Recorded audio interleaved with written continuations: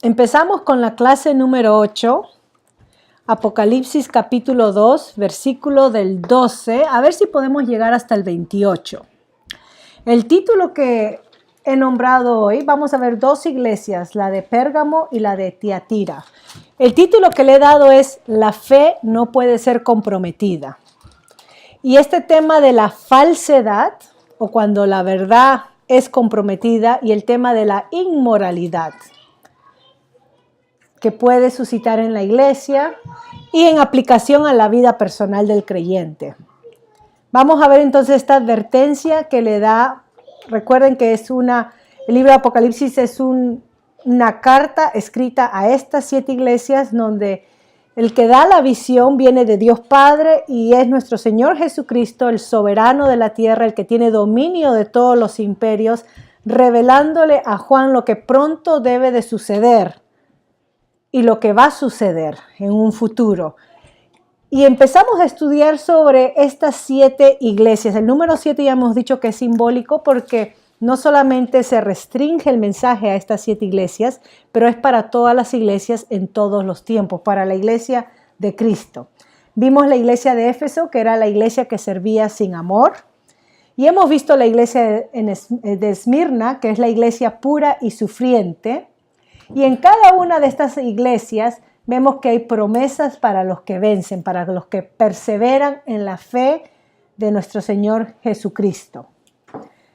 En la iglesia de Esmirna no hay ninguna exhortación ni ninguna advertencia, pero sí en la de Éfeso, donde había dejado su primer amor, y la advertencia es que si no se arrepiente, vendrá nuestro Señor Jesucristo y quitará su candelabro de su lugar. Entonces el elogio que se le da a esta iglesia es por su vigilancia doctrinal y su paciencia. Veamos esta iglesia en Pérgamo. A medida que hemos estudiado estas iglesias, yo le he compartido un poquito acerca de las ciudades. También en sus notas he incluido un poco para que ustedes puedan leer a profundidad. Pero ¿qué con la iglesia de Pérgamo? ¿Qué era Pérgamo? Bueno, la ciudad de Pérgamo era una ciudad muy importante porque ahí se centraba uno de los cultos al emperador romano. El culto al emperador era obligatorio.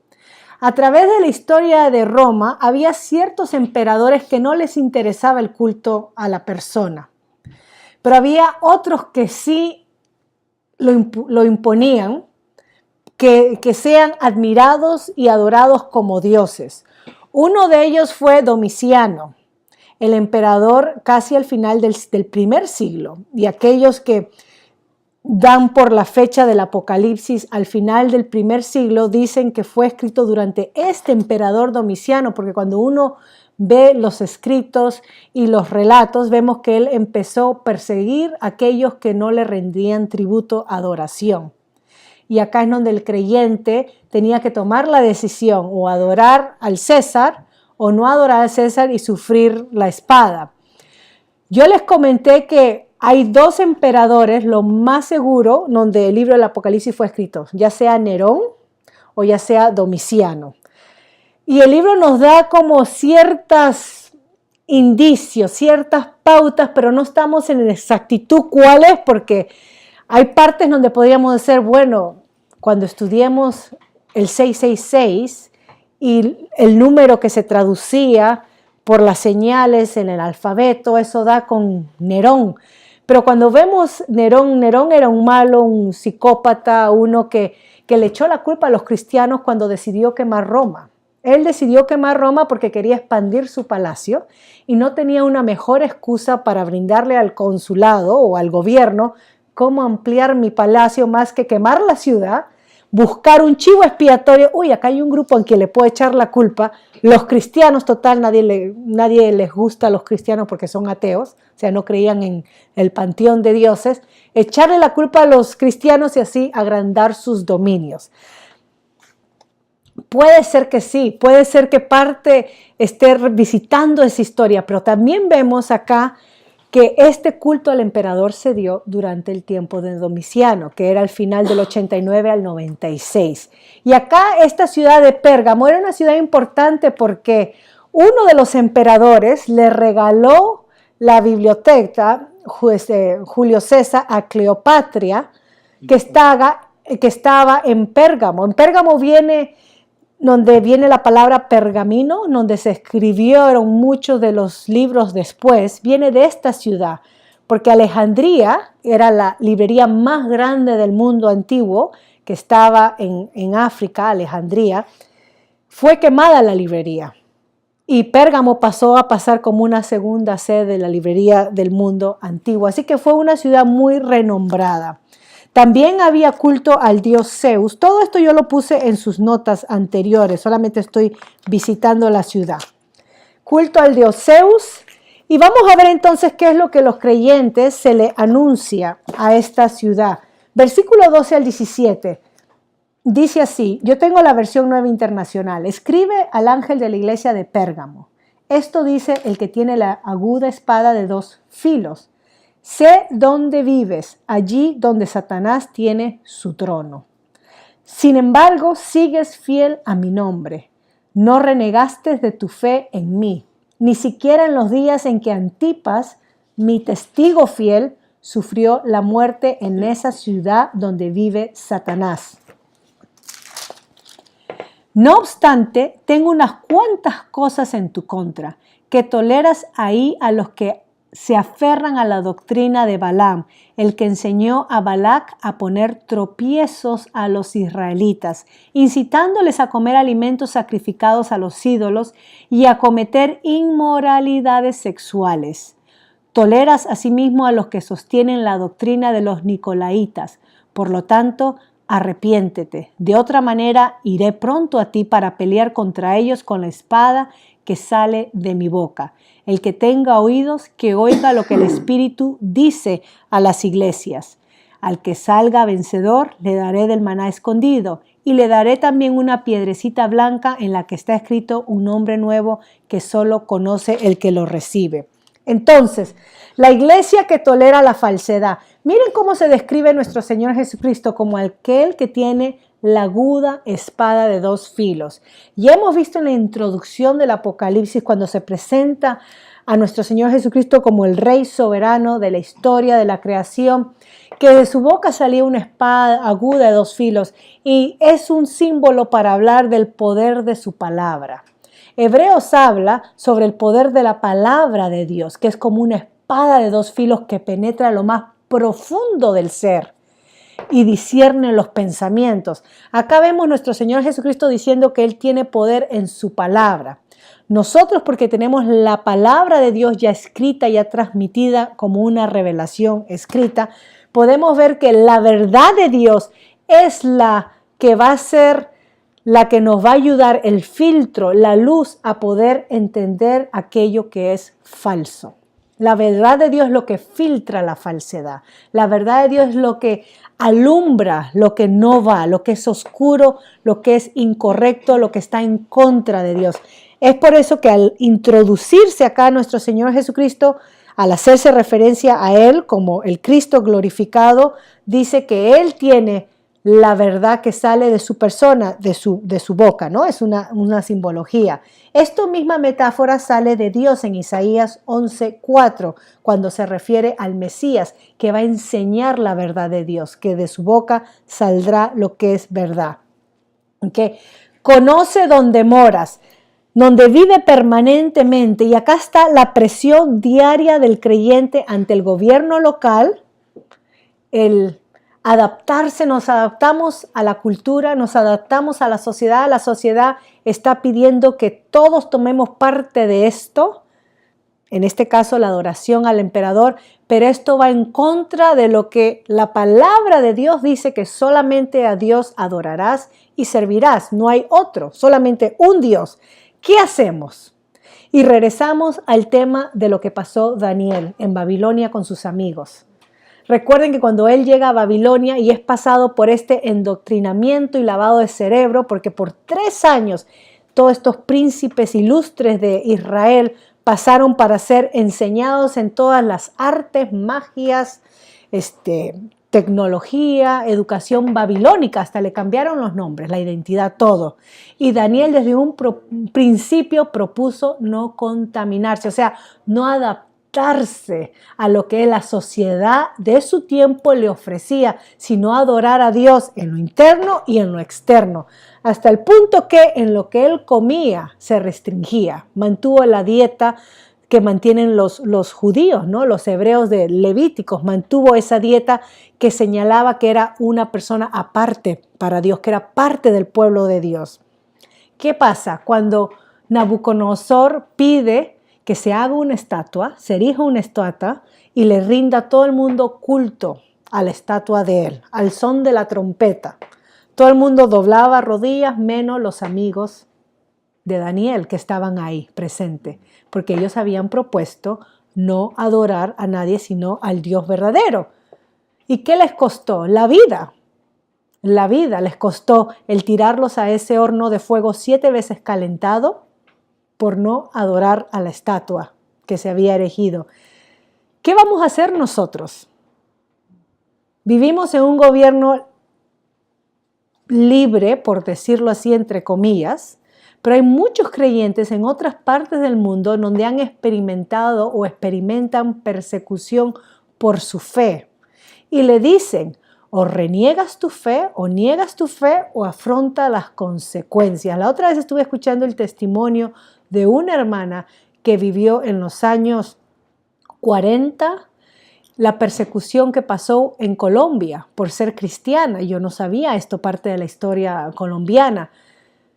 Y le pedían que reniegue la fe porque se prohibían a los creyentes, hijos de evangélicos, que estudien en las escuelas. No podían ni entrar a escuela católica ni escuela pública, no podían ser parte de la sociedad, al menos que ellos abandonen la fe evangélica y abracen la fe católica, ¿no? Esto es algo que ellos vivieron y muchos tuvieron que esconderse. Si ustedes conversan con hermanas que están ya en sus 70, más o menos años, tienen 70 y pico de años para arriba, van a poder dar testimonio que una de ellas contó de que su padre y su madre tuvieron que esconderla en una escuela porque venían y ver si había algún evangélico que no debía de estar. Persecución, nos amoldamos a lo que la sociedad dice. Hoy en día, lamentablemente, muchos se acomodan porque dicen, bueno, yo adoro a Dios adentro, no importa lo que haga afuera. Mis rodillas pueden caer ante la adoración, pero en mi corazón estoy adorando a Dios. Y la Biblia nos enseña algo interesante. La ley de Dios, o sea, la palabra que Dios dio a Moisés, es la única que regula el pensamiento y el corazón, a diferencia de la ley del hombre. Las leyes del hombre regulan la conducta. No hagas esto, no hagas el otro, pero no regulan lo que sucede adentro porque no saben cómo van a leer lo que pasa adentro. Pero la ley de Dios es la única que regula lo que sucede adentro, porque la ley de Dios empieza, amarás al Señor tu Dios con todo tu corazón, o sea, con todo lo que hay dentro. Uno no puede dividir su mente y decir, bueno, yo amo a Dios, pero por salvar mi vida haré esto. Con todo mi corazón, con toda mi mente, con todas mis fuerzas. El compromiso ante Dios tiene que ser algo que viene de adentro y se refleja en mis actitudes y mi accionar hacia afuera.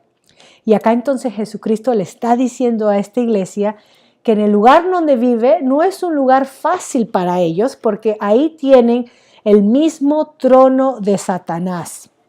Literalmente puede referirse al gran trono del rey Zeus o de este dios Zeus que estaba ubicado en Pérgamo, o al dios sanador Asclepios, que es el símbolo hoy en día de los médicos, donde ven la serpiente o la culebra, ¿no? Que es el símbolo de la medicina.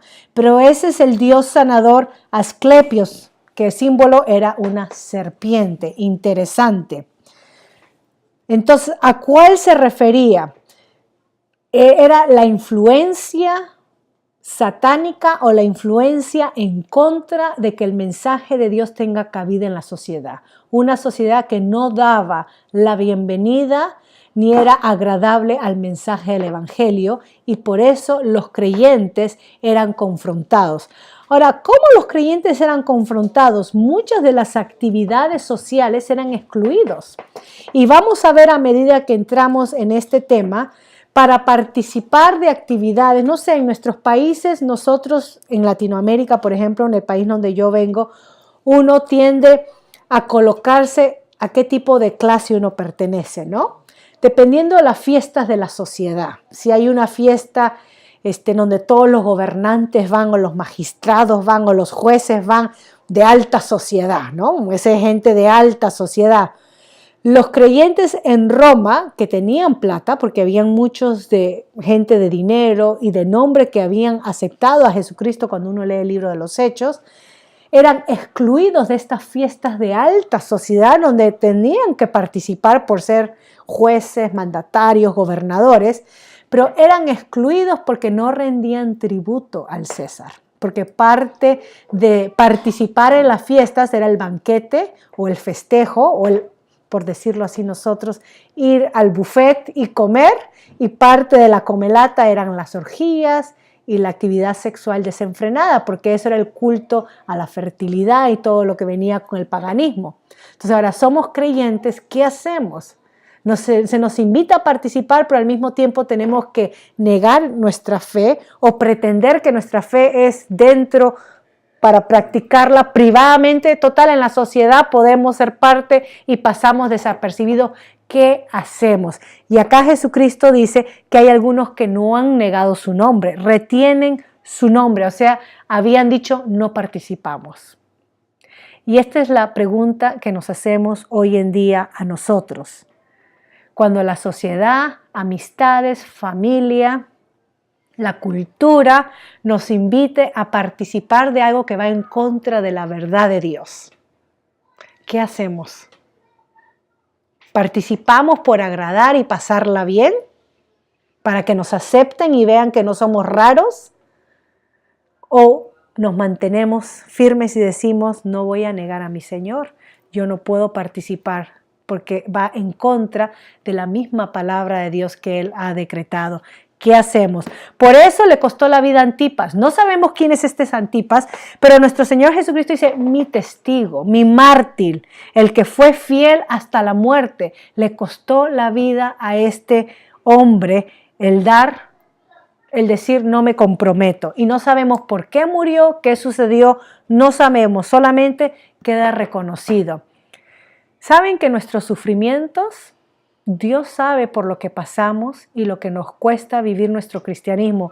Y muchas veces, yo lo he dicho cuando he compartido, nuestros mismos enemigos pueden ser aquellos de nuestra misma familia, que nos tienten a que nos portemos como que no seamos cristianos y nos saquen en cara, y así te llamas cristiano. ¿Y cómo te atreves a hablar y predicar o enseñar cuando haces esto? Y uno comete errores, uno comete faltas, pero como que te la agrandan para hacerte sentir, y así te llamas cristiano, y te atacan. En vez de ayudarte, restaurarte o corregirte en amor, como que te lo dicen para desanimarte, desmotivarte del caminar. Muchas veces el ataque mismo viene de nuestra propia familia. No pasamos desapercibidos. Qué lindo sería que escuchemos de los labios de nuestro Salvador, Yoconda, mi testiga fiel, la que no ha abandonado mi nombre, la que vive fielmente a pesar de que sé lo que ella está pasando cada día, ya sea en su casa, en su trabajo, con su familia o en la sociedad o donde sea. Ella se ha mantenido fiel y aunque nadie se lo reconozca, yo sí sé. Ese es nuestro Dios reconociendo lo que pasamos, las tormentas que pasamos. Ahora, algunas cosas que había en contra de esta iglesia. Esta es una opinión negativa. Ahora, la obediencia en algunas áreas no excusa el pecado en otras. Yo no puedo decir, bueno, Señor, yo soy obediente en estas áreas de mi vida, pero en esta soy un poquito floja y, bueno, tú me entiendes lo débil que soy. No hay excusa para darle rienda suelta al pecado. Miren lo que había pasado, versículo 14. Habían algunos ahí en la iglesia que seguían las enseñanzas de Balaam. Ahora, Balaam es un personaje en la Biblia. Yo les puse la cita de Números 24, para resumir, Números 22 al 25 y de ahí capítulo 31 de Números. Pero Balaam era un profeta de Dios que fue tentado por el rey Balac, rey del vecino opuesto, enemigo de Israel, para que maldiga al pueblo de Israel, que fue tentado a corromper. ¿Y por qué fue tentado? Porque Balac le dijo, dime la suma de plata y yo te la pago. Ay, qué rico, hacerse rico de una sola. Fue tentado.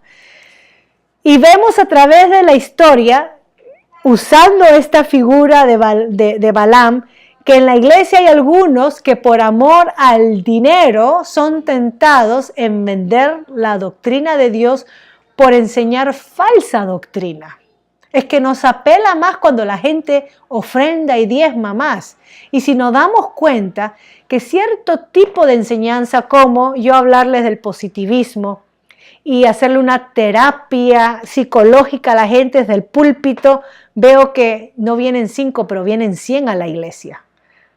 Uy, o sea que si hablo de Dios y de su palabra, la gente se aburre, deja de venir. Pero si comienzo a hablar de técnicas de mejoramiento, superamiento, usando la misma palabra de Dios para motivar a la gente, vienen 100. 100 significa más plata en las ofrendas, más plata significa más sueldo para uno, mejor comodidades, los ministerios estamos haciendo la obra del Señor. Esto es obra del Señor, pero ya mi interés, comprometo el predicar la verdad porque esto vende más. Este mensaje vende. Y así es como se ha metido hoy en día en las iglesias el evangelio de la prosperidad, porque vende. Trae gente, trae masa y la gente prefiere creer que dando $1 se le va a multiplicar en 10. Esa es una ganga, ¿no? Con Dios no se pierde. Solamente tienes que creer y si no resulta es porque no estás creyendo. Nadie pierde, el predicador no pierde, la iglesia no pierde, la que pierdo soy yo porque no estoy dando lo suficiente. ¡Qué ganga! Y hablar acerca de que el poder de la mente o las palabras tienen poder, así que Dios nos ha dado poder de creación con nuestras palabras. Eso significa que yo me levanto y digo, hoy voy a tener éxito en mi trabajo y voy a hacer tantos clientes y voy a hacer esto con el poder de mi palabra, lo declaro, ¿no? Esa es la frase común y allá voy yo con toda la motivación y todas las energías porque Dios es mi Padre y está respaldándome, porque eso es lo que se enseñó en el púlpito. Comprometimos la verdad de Dios por aceptar una falsedad, porque esto vende, esto tiene apego, esto atrae masa. Pérgamo aceptó a Balaam, la doctrina de Balaam, que era una doctrina de prosperidad, porque el profeta terminó vendiéndose por plata, de la misma manera como Judas vendió a su maestro por plata. Así que tengamos cuidado en amar más las bendiciones que nos da Dios que amar a nuestro propio Dios aun cuando no tenemos. Tengamos cuidado. Al final, ¿cómo terminó Balaam seduciendo al pueblo para que caiga? Muy inteligentemente. Ven que la maldad es astuta. Esto es lo que vimos en Génesis 3 cuando estábamos estudiando. La maldad tiene astucia y sabe cómo cogernos y hacernos caer. Ya que no podía maldecir al pueblo de Israel directamente porque Dios dijo que a ese pueblo el que bendiciere lo bendecirá, el que maldiciere lo maldecirá y él había bendecido a su pueblo. ¿Qué hizo? Dejemos de que Dios se encargue de maldecirlo él mismo. ¿Cómo? Incitándolos a pecar contra su Dios.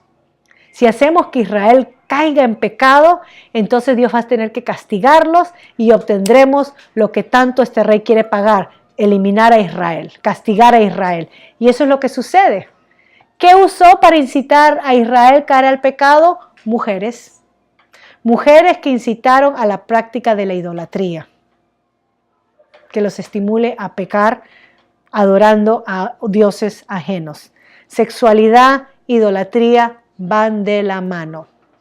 Aquel que tiene una vida promiscua, desenfrenada, estamos hablando de sexualidad fuera del matrimonio, ¿no? Que va en contra de lo que Dios ha dicho. Hay un problema de idolatría, es un problema espiritual de idolatría. Se manifiesta en lo físico, en lo carnal, en la sexualidad, pero el problema es espiritual, es un problema de que ama algo más que no es Dios. Obviamente es el cuerpo o es lo que obtiene placer, lo que sea. Tengamos cuidado. Eso es lo que nos está diciendo. Poner tropiezo y comer cosas sacrificadas a los ídolos y cometer actos inmorales. Esa era la tentación para esta iglesia. Ambos pecados de inmoralidad, tanto de comida con actos sexuales, es lo que Pablo trató en 1 Corintios capítulo 8. El problema era, ¿se debe de comer carne que es sacrificada en el mercado a los ídolos o no? Nos volvemos vegetarianos porque no hay carne que no se pueda comprar, porque toda la carne que se compra, Pablo, es sacrificada en el mercado. ¿Qué vamos a hacer? ¿Nos volvemos vegetarianos entonces? Y Pablo habla a eso específico diciendo, bueno, si ustedes van a comprar en el mercado, no pregunten, compren y coman. Pero si entran en la casa de alguien que les invitó carne y les dice, esa carne es sacrificada a los ídolos, y los comienzan a ver qué van a hacer, para no poner tropiezo a ese hermano que no está seguro si es malo o bueno, no coman carne mejor. Pero esto sirvió para excusa de, bueno, Pablo dijo que podemos comer carne sacrificada a los ídolos. Iban al mercado, compraban la carne, pero y esto es parte de la cultura antigua que nosotros no entendemos, ¿no? Imagínense nosotros, donde se sacrificaban los animales eran en los templos paganos, así como en el tabernáculo, ¿no? Ahí se sacrificaban, y parte del sacrificio eran las orgías. Entonces muchos creyentes que amaban su vida pasada de inmoralidad tomaron la excusa. Pablo dice que podemos comer carne. Claro, la carne venía con la yapa, que también podemos participar de las orgías, porque allá es donde se están sacrificando.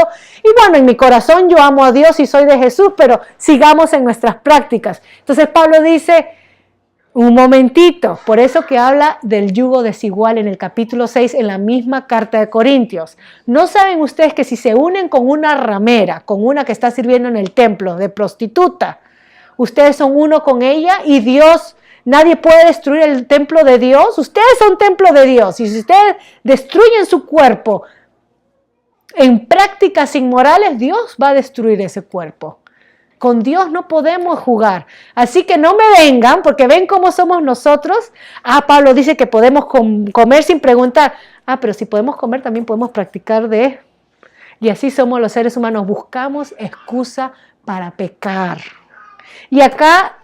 Juan nos está diciendo y le está diciendo a esta iglesia que los que habían fomentado la falsa doctrina también habían fomentado o tolerado los sacrificios a ídolos, idolatría y la inmoralidad sexual. Vino acompañado. Lo mismo que Pablo estaba diciendo en Corintio. Entonces, todo esto porque ellos pensaban que la actividad sexual era una forma de traer salud, fertilidad a uno, a la familia, al rebaño. Era como buena suerte, es como para nosotros leer el horóscopo. No estoy haciendo nada malo, solamente no, total, yo amo a Dios. Pero la palabra del Señor dice, cuidado con qué te estás comprometiendo. Y entonces, no solamente eso, había enseñanza, versículo 15 de los Nicolaitas. Y los Nicolaitas eran similar a las enseñanzas de Balaam, y más adelante vamos a ver las enseñanzas de Jezabel. Eran tres, Balaam, Nicolaítas, Jezabel, ¿no? Capítulo 2.6 y 2.20. Los tres se refieren a prácticas paganas de adoración idólatra, que vienen con inmoralidad sexual, ¿okay? Los tres. Y con esto se nos está diciendo Jesucristo que los creyentes no deben relacionarse o comprometerse con los cultos paganos o con lo que la sociedad ofrece para ser aceptados. El ejemplo que les di es Daniel. Yo voy a terminar acá, concluyendo, y la próxima semana hablamos de Tiatira. Se le invita a la iglesia a arrepentirse, si no, Dios vendrá y peleará con ellos, los que no se arrepienten. Miren la gracia de Dios. Dios está dando una advertencia a aquellos que están actuando con la falsedad y la inmoralidad. Dios les está dando la oportunidad, como les dio a Israel, de regresar a Él, de volver a Él y apartarse de eso. Pues antes de Dios emitir juicio, da oportunidad para el arrepentimiento. Y eso debe ser parte de nuestro mensaje cuando compartamos la palabra de Dios. Debemos de compartir la palabra de Dios, y si vemos actos que son vergonzosos, que no van con Dios, debemos de invitar a la gente a que regrese a Dios, a que eso no es el fin, que su vida ya me malogré, ya no hay vuelta atrás. No, con Dios hay oportunidad de empezar borrón y cuenta nueva. Eso es, Dios nos invita a arrepentirnos, esa es la gracia de Dios, y nosotros debemos de invitar a los demás que piensan, no, ya no tengo remedio, ya me corrompí, ya me degeneré, ya estoy en el hueco. Tenemos que dar este mensaje de esperanza. El Señor te invita a que regreses a Él. Su palabra está llena de arrepentíos, arrepentíos antes de que sea tarde. Y este mensaje de arrepentimiento es para la iglesia. Es para nosotros si hemos comprometido nuestra fe. ¿Ok? Si no, consecuencia, disciplina física y la promesa dar de comer del maná escondidos. No sabemos exactamente qué es, pero el maná, recuerdamente, en Israel era la provisión sobrenatural donde Dios alimentó a su pueblo durante los 40 años en el desierto. Eso es lo que nos dice Éxodo 16, que Dios alimentó con esta comida que Él proveyó. Y Dios dice que Él satisfacerá la necesidad de los suyos si vienen a Él. Dios llenará esa necesidad. Terminando entonces, con esta Pérgamo y la próxima semana regresamos a Tiatira. Compartí un segmento acerca de la música y nuestros hijos. No sé si tuvieron oportunidad de escuchar, trato de que sean cortitos, pero es lo último sobre el clamor de una madre cristiana. Y hoy en día me he dado cuenta que si antiguamente, haciendo un paralelo, se invitaba a la gente a participar de la inmoralidad a través de la religión y moralidad iban juntas. Qué ironía, ¿no? Pero era así antiguamente en el mundo pagano. Hoy en día se está invitando a nosotros y a nuestros hijos a la inmoralidad a través de la música. La música, lamentablemente, tiene los mejores ritmos. Los mejores ritmos pegajosos que son contagiosos y nos gusta, nos atrae, nos motiva, nos mueve. Pero cuando uno escucha la letra y el mensaje que se nos está transmitiendo, se nos está invitando a comprometer nuestra fe. Se nos está invitando. ¿Qué hacemos? Nosotros decimos, bueno, yo no escucho la música, yo solamente voy con la letra. Pero ¿hasta qué punto, después de escuchar y escuchar y escuchar el mensaje, no causa una influencia en nosotros? Y yo pensando en nuestros jóvenes, que son los que más vulnerables en la música, porque ellos pasan con los audífonos ahí, con el celular, 24/7 escuchando. ¿Qué es lo que estás escuchando? ¿Qué mensaje está yendo acá en tu mente? ¿A qué nos va a llevar? ¿O a qué nos incita? ¿O nos invita? ¿O nos estimula? Y mentira, cuando el que está cantando es un tipo guapo que me invita a algo, uno va a pensar eso y va a soñar con eso y va a desear eso. Y del pensamiento se convierte en actos. En actos. Hay que tener cuidado porque la música está siendo usada para invitarnos a comprometer nuestra fe. Las películas y otras cosas, uno puede hablar de muchas cosas, ¿no? Muchos instrumentos. La música no es mala, la música viene de Dios, pero hay que rescatar la buena música. Lutero dijo, no es posible que los mejores ritmos lo tenga el diablo. Y él se puso a componer himnos. Y en su tiempo, los himnos que él compuso causaron, no puede ser que el creyente, porque eran himnos con música semejante a lo que se escuchaba en bares. Hoy en día nosotros cantamos los himnos de Lutero con la música de Lutero y decimos qué aburrido, qué anticuado, y no nos damos cuenta que es como que Lutero vuelva a revivir hoy en día y componga himnos usando vallenatos y cumbia y salsa y merengue y lo que es nuestra música para enseñarnos doctrina. Hay que rescatar la música porque la música la creó Dios y otro se la está llevando y por eso muchos entonces o se apartan totalmente de la música o se dejan comprometer. Tengamos cuidado, nuestra fe no puede ser comprometida. Voy a parar ahí para poder tener